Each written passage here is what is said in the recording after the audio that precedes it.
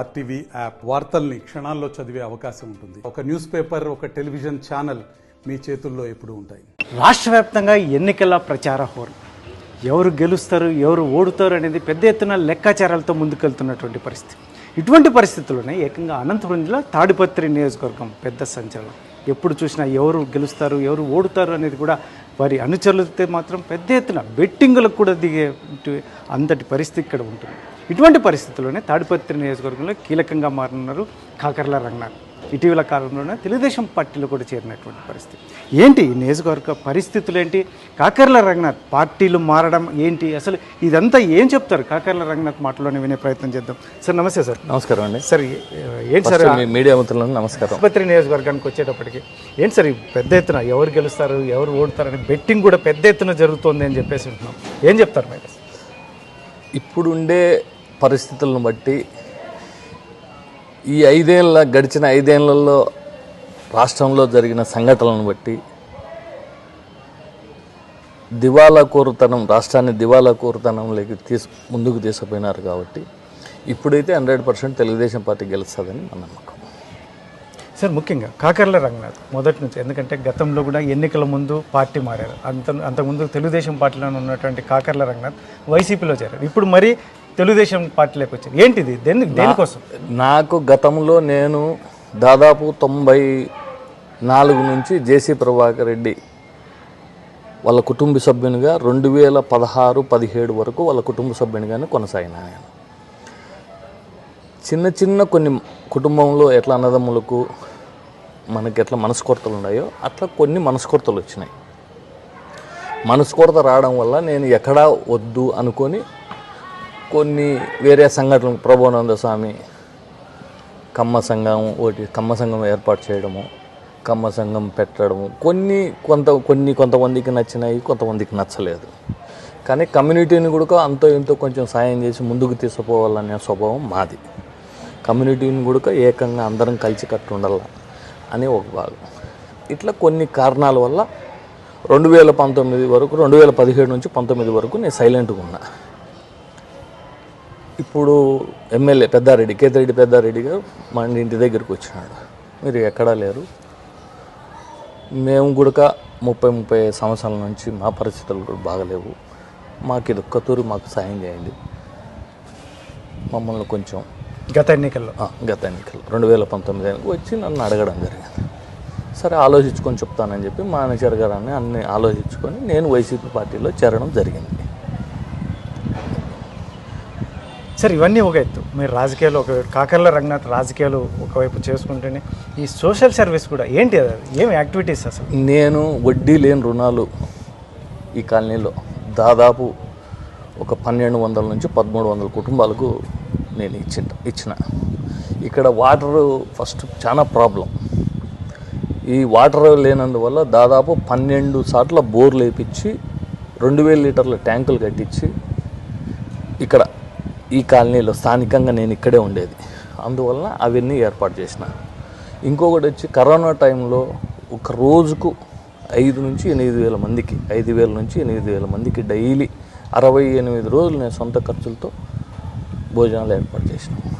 నాకు ఇక్కడ ఉండే ఇష్టం, ఇక్కడ ఉండే ప్రజలంటే మాకు ఇష్టం. అంటే మొత్తం మీద అయితే కాకర్ల రంగనాథ్ ఇవన్నీ యాక్టివిటీస్, ఒకవైపు రాజకీయాలు, ఒకవైపు సోషల్ సర్వీస్, అంటే రానున్న కాలంలో రాజకీయాల్లో ఒక మంచి అత్యున్నత పదవిలో చూడాలనేనా మీ ఆశ ఏదేమన్నా? దేవుడు ఆశీర్వదించే ఖచ్చితంగా కోరికైతే ఉంది. దేవుడు ఆశీర్వదించే ముందుకు పోవాలనే ఉద్దేశంతో ఇవన్నీ కూడా నేను కూడా చేయాలని.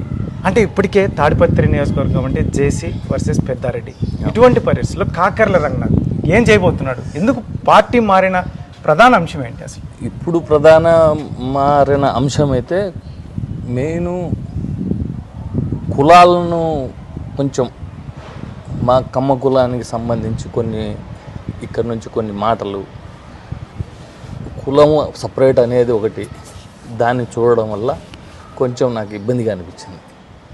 మా వాళ్ళు కూడా మీరు తెలుగుదేశం పార్టీలోకి మేమంతా ఇక్కడ, మీరు కొంతమంది అక్కడ, మనమంతా ఒకటే సాటు ఉన్నాం, ఇప్పుడు అందరం కలిసిపోదాము.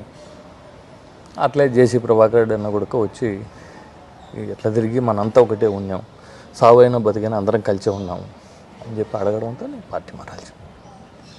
సార్ ముఖ్యంగా తాడిపత్రి నియోజకవర్గంలో కాకర్ల రంగనాథ్ని ఎలా చూస్తారు? అసలు దౌర్జన్యపరుడుగా చూస్తారా, లేదంటే అందరితో కలిసిమెలిసి నేను ఎక్కడైనా కానీ ఓ ఎకరా ఏడన్నా దౌర్జన్యంగా లాక్కున్నట్టు కానీ 1,00,000 రూపాయలు వసూలు చేసినట్టు కానీ ఎక్కడైనా నాకు చూపించండి.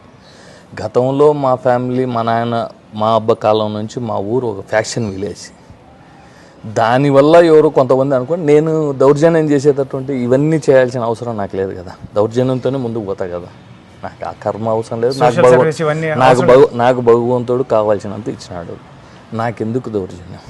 నాకు ఆ అవసరం లేదు. వ్యాపారాలు చేసుకుంటా, వ్యాపారాల్లో 10 రూపాయలు సంపాదించుకుంటా, 10 రూపాయలు ఒక 4 రూపాయలు ఖర్చు పెడతా, 6 రూపాయలు ఇంటికి తీసుకుంటా. తప్పేం కాదు కదా అది. సార్ కాకర్ల రంగనాథ్ ఏ పార్టీలో ఉన్నా కూడా అసలు అత్యున్నతం పెద్ద నాయకులతో కూడా టచ్లో ఉంటాడు ఖచ్చితంగా. ఆ సర్కిల్ అనేది డిఫరెంట్గా ఉంటుంది అంటారు.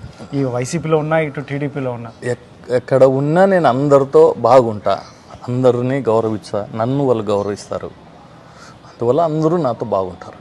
నాకు లాస్ట్ టైం కూడా నేను చంద్రబాబు నాయుడు సార్తో కానీ, లోకేష్ సార్తో కానీ, దేవినేని ఉమాతో కానీ చాలా మందితో అందరితో క్లోజ్గా ఉన్నాను. ఇప్పుడు కూడా లాస్ట్ టైం కూడా వైసీపీలో కూడా పెద్దిరెడ్డి రామచంద్రరెడ్డి అన్న, సజ్జల రామకృష్ణుడు అన్న, అందరితో పెద్ద ఎవరితోనైనా నేను సమ్యంగా ఉంటా, బాగుంటా.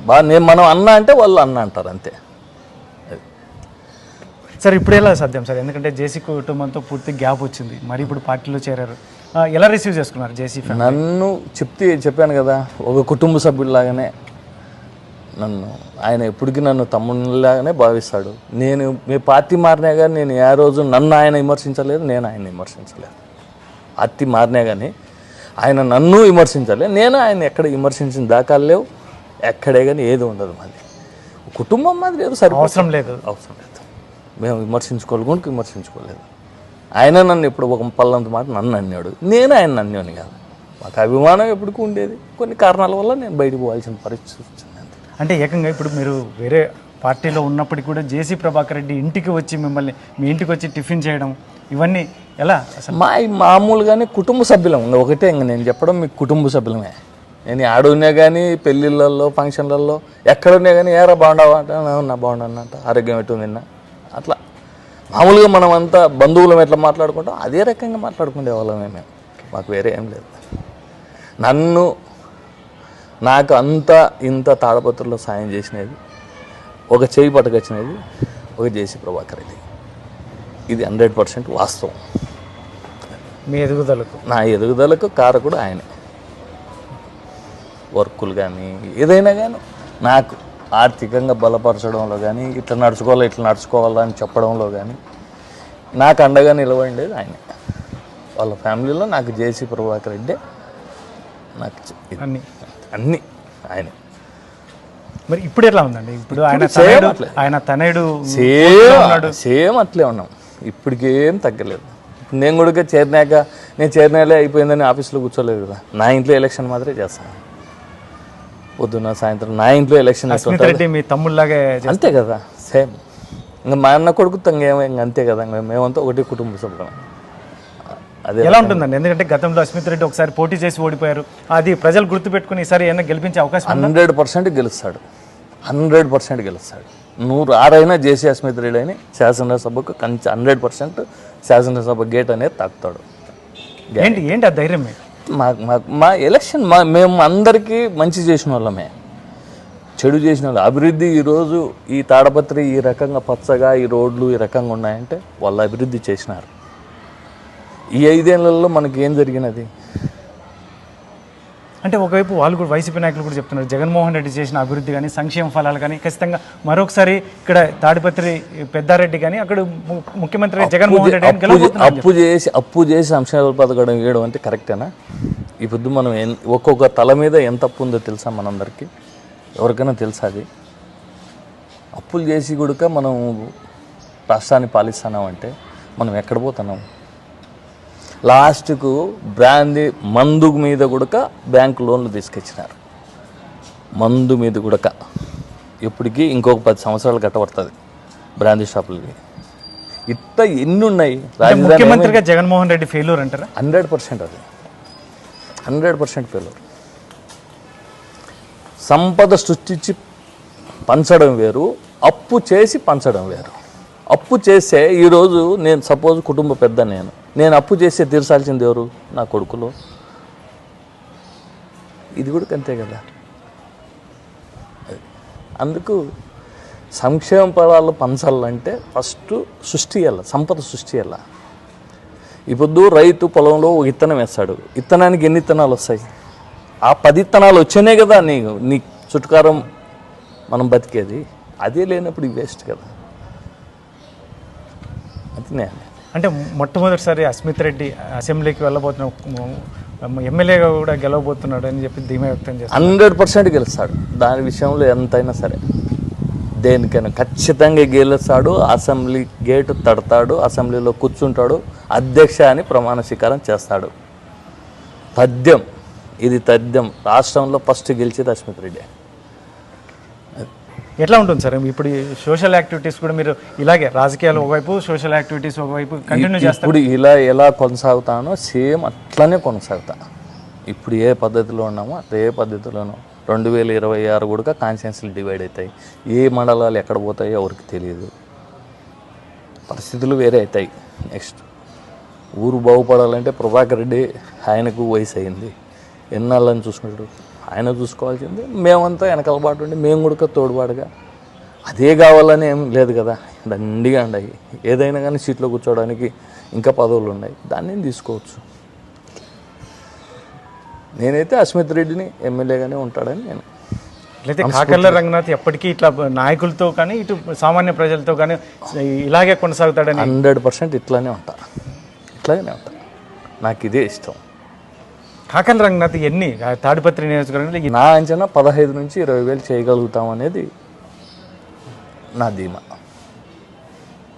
15 నుంచి మా కులం ఓట్లు ఉన్నాయి, ఇంకోటి నేను సేవ చేసిన ప్రజల ఓట్లు ఉన్నాయి. మాకందరూ ఎక్కడ పోయినా మమ్మల్ని అభిమానించేవాళ్ళే.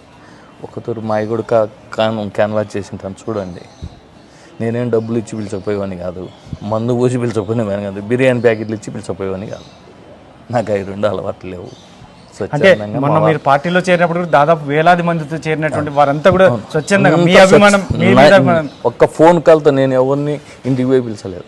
ఒక్క ఫోన్ కాల్తో ప్రతి ఒక్కరికి ఫోన్ చేసి అన్న పార్టీ మారుతానా, మీరు నాకు అండగా నిలబడాలి, నాకు లక్షణంగా వస్తా ఉన్నా అని బంధుమిత్రులు కానీ స్నేహితులు కానీ అందరూ ప్రతి ఒక్కరు నాకు ఈ కులము ఆ కులం అనేది ఏం లేదు. నాకు అన్ని కులాలు నా బంధుమిత్రులే. మాకు కులాలు లేవు, మేము అందరితో కలిసి బాగుంటాం. రంజాన్ వచ్చి ఇఫ్తార్ ఇస్తా, బక్రీద్ వచ్చే మాంసం ఇస్తాం, అట్లా అందరితో కలిసి ఉంటాయి. ఏ పండగలకైనా చర్చిలు కావాలంటే చర్చిలు పోతా, చర్చి వాళ్ళు మీటింగ్ పెడితే చర్చి వాళ్ళు భోజనాలు పెడతా. నాకు అందరితో సఖ్యంగా ఉండడం నాకు ఇష్టం. సార్ ఫైనల్గా చెప్పండి సార్, రాష్ట్ర వ్యాప్తంగా తెలుగుదేశం పార్టీ కూటమి ఎన్ని సీట్లతో గెలిచే అవకాశం ఉందని, మన జిల్లాలో కూడా ఎన్ని సీట్లు గెలిచే అవకాశం? మన జిల్లాలో నా అంచనా 9 వస్తాయని. మొత్తం ఓవర్ రాష్ట్రం వైడ్ అయితే 106 నుంచి 115 సీట్లు వస్తాయని మా నమ్మకం. గవర్నమెంట్ ఫామ్ అవుతుంది మా నమ్మకం. Right, thank you. ఇది మొత్తం మీద అయితే తాడిపత్రి నియోజకవర్గానికి చెందినటువంటి కాకర్ల రంగనాథ్ చెప్తున్నటువంటి విషయం. ముఖ్యంగా ఏదైతే పార్టీలు మారే అంశం అయితే మాత్రం, ఎందుకంటే అభివృద్ధి చేయాలి. ఇక్కడ గత ఎన్నికల్లో అయితే మాత్రం ముఖ్యంగా ఏదైతే ఉందో కేతిరెడ్డి పెద్దారెడ్డి వచ్చి మమ్మల్ని కోరడం వల్ల మేము ఆ రోజు పార్టీ మారి ముఖ్యంగా కేతిరెడ్డి పెద్దారెడ్డి విషయంలో గెలుపుకు ఆ రోజు కృషి చేశామని, ఇప్పుడైతే మాత్రం మరొకసారి గెలిచిన తర్వాత రావడం వేరు, గెలువుకు ముందే పార్టీలకు వచ్చి తెలుగుదేశం పార్టీలో గతం నుంచి మాకు జేసీ ప్రభాకర్ రెడ్డితో పెద్ద ఎత్తున అభిమానం ఉంది, మాకు అవినాభావ సంబంధాలు ఉన్నటువంటి నేపథ్యంలోనే మరొకసారి ఆ కుటుంబం అవుతుంది. ఎందుకంటే అన్నదమ్ములుగా మెలిగేటటువంటి పరిస్థితి. అందులో ముఖ్యంగా జేసీ ప్రభాకర్ రెడ్డి నాకు అన్ని విధాలా నాకు నేర్పించిన వ్యక్తి, ఆదుకున్న వ్యక్తి. కాబట్టి జేసీ అస్మిత్ రెడ్డి గెలుపుకు కూడా తీవ్రంగా కృషి చేస్తున్నాం. ఖచ్చితంగా జేసీ అస్మిత్ రెడ్డి అయితే మాత్రం ఈ తాడిపత్రి నియోజకవర్గం ఎమ్మెల్యేగా గెలవబోతున్నాడని, అందులోనూ రాష్ట్ర వ్యాప్తంగా ముఖ్యమంత్రి చంద్రబాబు నాయుడు గెలవబోతున్నాడని కాకర్ల రంగనాథ్ ధీమా వ్యక్తం చేస్తున్నటువంటి నేపథ్యంలో ముఖ్యంగా ఈ ఏదైతే ఉందో తను చేసే సోషల్ యాక్టివిటీస్తో పాటు రాజకీయ న్యాయాలతో సంబంధాలు కూడా ఇది అతి సామాన్యంగా ఖచ్చితంగా అందరితోనూ ఇలాగే కొనసాగిస్తానని చెప్పి కాకర్ల రంగనాథ్ చెప్తున్నటువంటి పరిస్థితి. కెమెరా పర్సన్ సుధాకర్తో చల్లాకనాయుడు, RTV, తాడిపత్రి నుంచి అనంతపురం జిల్లా.